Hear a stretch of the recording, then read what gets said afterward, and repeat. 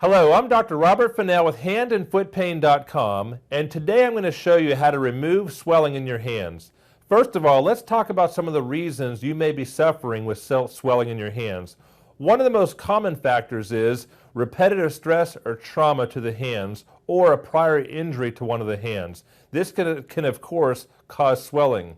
Some of the other causes could be pregnancy or obesity or even dietary imbalances, such as too much sodium and too little potassium in your diet.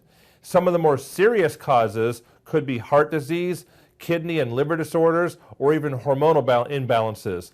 Make sure you get evaluated by your primary healthcare provider if you have consistent swelling in your hands, because you don't want to let a condition go untreated.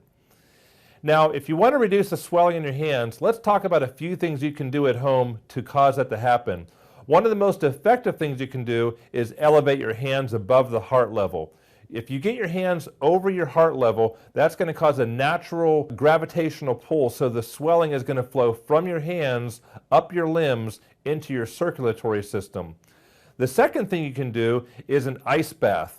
Place your hands in a bath of water for 10 to 15 minutes. You can do this once every 30 minutes with 30 minutes between sessions. This is going to help to cool the vessels and cool the tissues, constricting those tissues, which has a tendency to push the swelling out of your hands.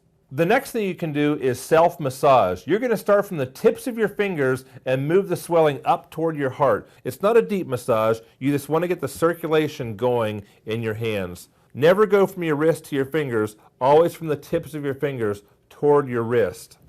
This is a great way to reduce that swelling. Another great thing you can do to improve circulation and thus reduce the swelling in your hands is become active. A lot of people have a sedentary lifestyle, and as a result, their circulation isn't really where it needs to be, and if your hands are swelling, that might be one of the causes. So simply doing brisk walking every day or cycling can start to get your heart pumping and your muscles contracting, and that's going to reduce that swelling in your hands. And finally, another great thing to reduce swelling in your hands is dietary changes. Take a look and evaluate the sodium in your diet. Now, I know what you're thinking right now. I don't use the salt shaker. I'm not talking about using salt shaker on your food. Of course, if you do use a salt shaker, you're going to want to stop that right away if you have swollen hands. But let's start reading the labels on the foods you're eating. If you eat canned food or boxed food, any prepared food or even fast food has a very high sodium content and not enough potassium. So remove or reduce the sodium-rich foods from your diet and start to eat potassium-rich foods like fresh fruits and vegetables, and drink more water.